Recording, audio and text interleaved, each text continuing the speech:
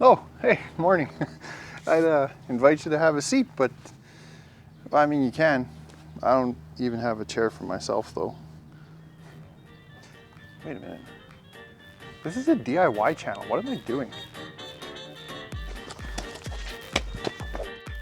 So after furiously working on my computer like an absolute madman, I had my chairs designed in 3D, and while they look comfy here, I guess we got to put that into practice and build them. Now I made a set of plans for these so I could follow along and build them myself, and if you want a set of plans for yourself, I'll have them linked down below. Then we needed some cedar lumber and some cushions, and after almost having a heart attack at the price of cushions in Canada, we could finally get started. Now the first thing I did once I had all my lumber back was I cut everything to length. Now some of these lengths were exact and some of these lengths were rough depending on if they were going to have an angle cut on them later on. I'd cut it to exact length then. From there I moved over to the table saw and I started ripping off all the rounded edges right after I popped the breaker. Now this is a brand new table saw for me. I finally got it. It's my first big boy tool that I'm going to be putting into my new shop. And I get my place at the end of the month. So right now I'm building in my auntie's garage. And I didn't know which breakers were which. So apparently I overloaded that one. But thanks to my auntie for letting me build in her garage, at least for now. Really appreciate it. But after I flipped the breaker on, then I continued chopping away. After I remembered my safety specs. Safety first.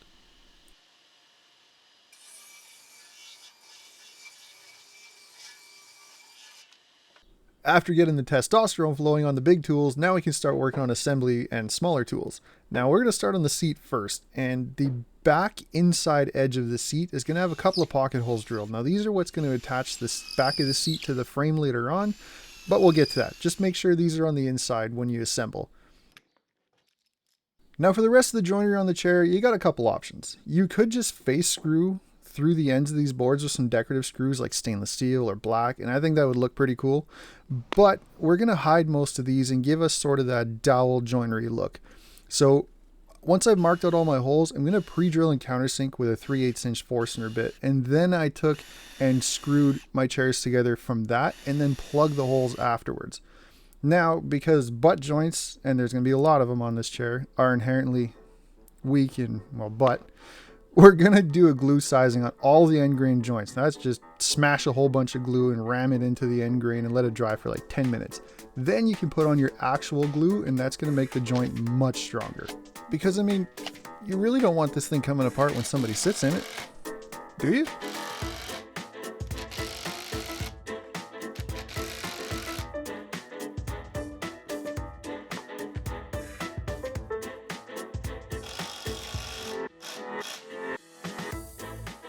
With our seat done, now we can move on to the backrest. Now I'm going to set my miter saw here to 12 degrees and then cut the top and bottom off of my sides. Now I know the magic number is 15 degree lean back, but we'll get to that.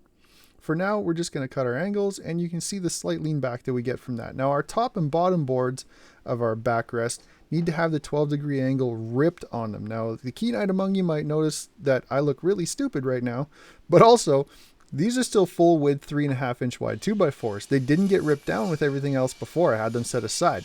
Now we're going to rip our 12 degree angle on one side, turn the board around and rip it on the other side. That way the whole board has sort of a lean back to it. Kind of like this.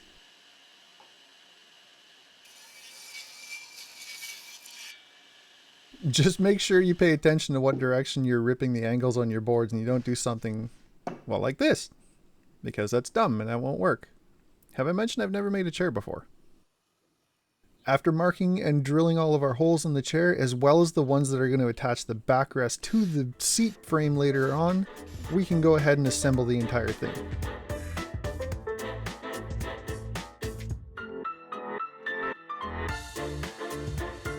And would you look at that? The whole thing leans back. Looks comfy already. Now we can set our miter saw to the full 15 degrees because we're going to be starting our leg assemblies. Now our front legs are going to be the wide side of the leg facing forward when you're looking at it. And it's going to be leaned back towards you while you're sitting in the chair at that 15 degrees, if nothing more than just a little bit of visual interest. But because you're looking at the wide side, just pay attention to the direction that you cut that leg out. Now these were cut rough before, so now I'm going to mark my short side long point to short point, and actually cut them down to their final lengths. Good thing I had my safety squints on here too, because always beware of shrapnel.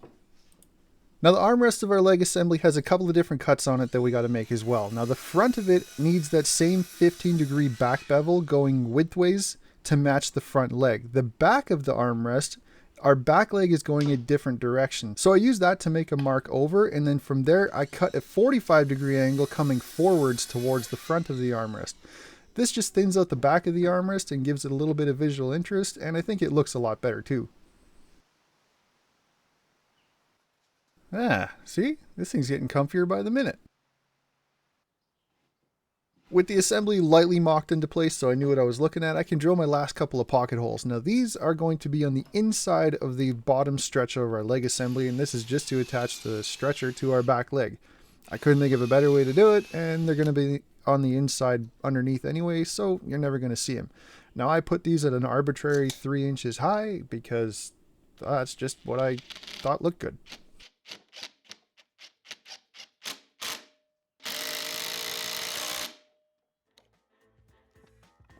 Then I needed to start drilling all the rest of the holes for the assembly. Now there was a lot going on here. The back side of the armrest had the holes going lengthways along the board because of the direction of the back leg, and the front side of the armrest had the holes going widthways because of the direction of the front leg.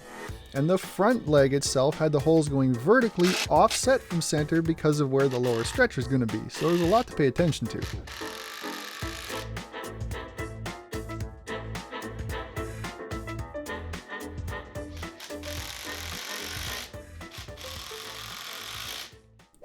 Now that everything's assembled, we can get to plugging all of our holes and hiding the screws. And I've got a 3/8 inch dowel plug cutter loaded up into my hand drill because I don't have a drill press and I can't buy cedar dowels. I don't even know if that's a thing.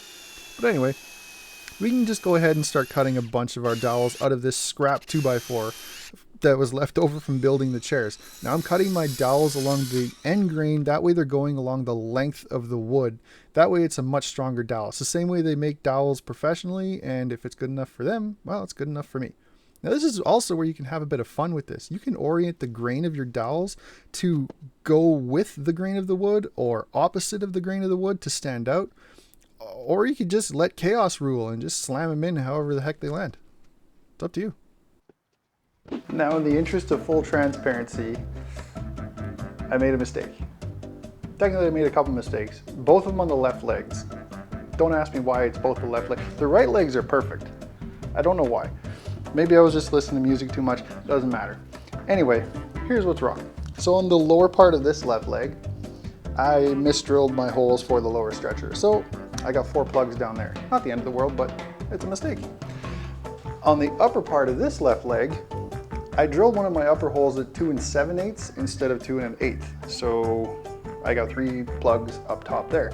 And on the other part of this leg, on the lower stretcher, somehow I drilled my pocket holes on the wrong side of the stretcher, and they're on the outside, not the inside. Nobody's perfect, but they'll still function like chairs, so whatever. Now we have a lot of plugs to trim, and I'm just going to use John Peters' method here, using a trim router with a flush trim bit and an open-faced base plate. It's just honestly a lot easier and faster, but I mean, a manual pull saw would work absolutely fine too. I just like watching the router chomp away at these. Nom nom nom nom nom nom.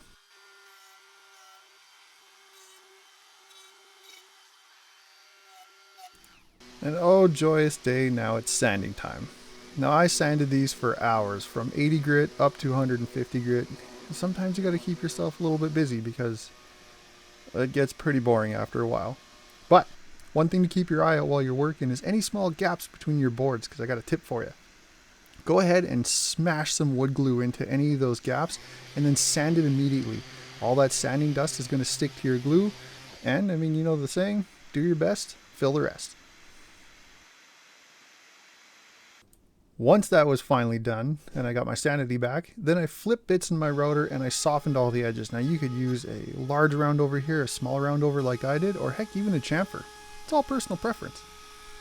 But it definitely makes things feel a lot nicer when you set your arm on it or people run their hand across it and are admiring it like, ooh, this is a nice chair.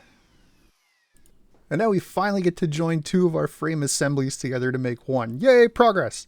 Now, the biggest thing we got to watch out for here is honestly just the orientation, because the rest of it is just glued and screwed like we've been doing so far. But the piece with all of the screws on the backrest goes over top of the pocket hole section of the seat bottom, and then just make sure everything is flush, because this is not the time to have everything go all kittywampus on us.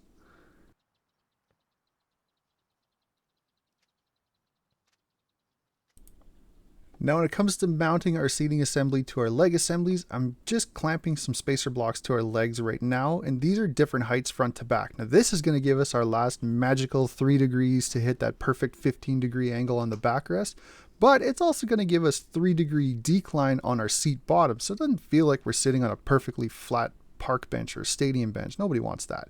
You want to kind of feel like you're sitting and falling into the chair. Now, once I've marked out where my frame is going to hit my sides here, I've added some glue inside. That way I don't really get too much squeeze out. But I do want this to be incredibly sturdy, because as I've said before, we don't want this thing coming apart. With it all clamped up and confirmed that it was sitting exactly where I wanted it to, and this is the time to use a tape measure, not the old calibrated eyeball. We're going for perfection here, minus all the mistakes we've already made, but that's beside the point. If any of you are wondering how strong this chair really is, each screw has about an 80-pound shear strength, and there's 12 screws holding this entire frame assembly on to our legs. Plus there's glue, which is stronger than the wood itself. So trust me when I say these chairs are super strong. They're not going anywhere.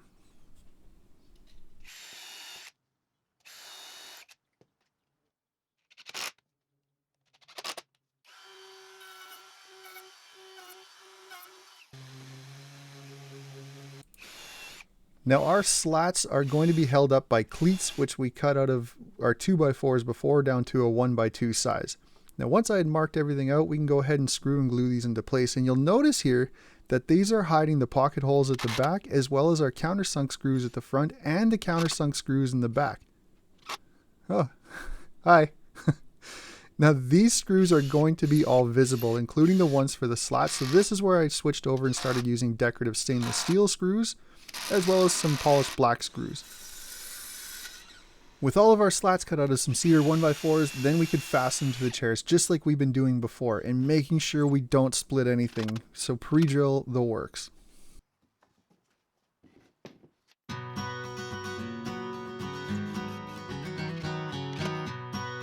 And with that, everything is finished, the chairs are done, we can finally take a load off and see how they feel.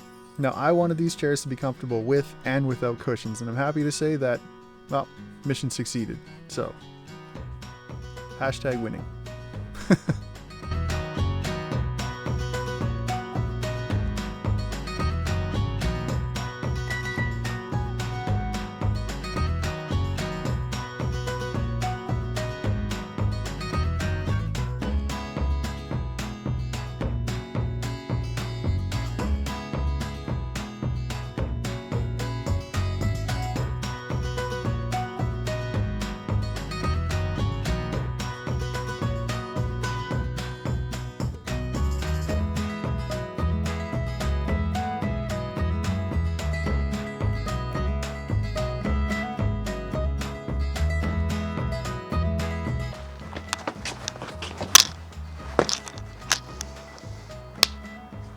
That's it.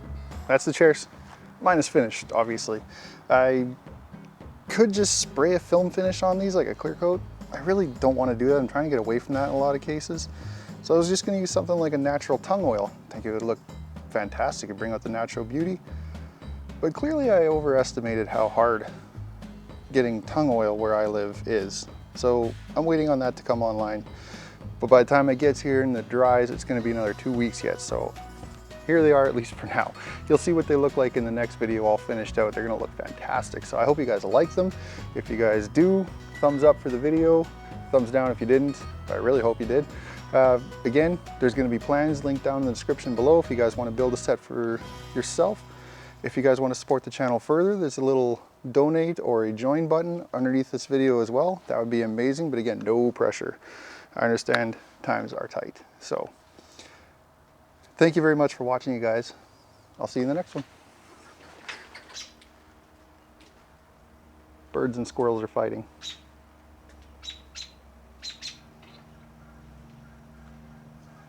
Bye.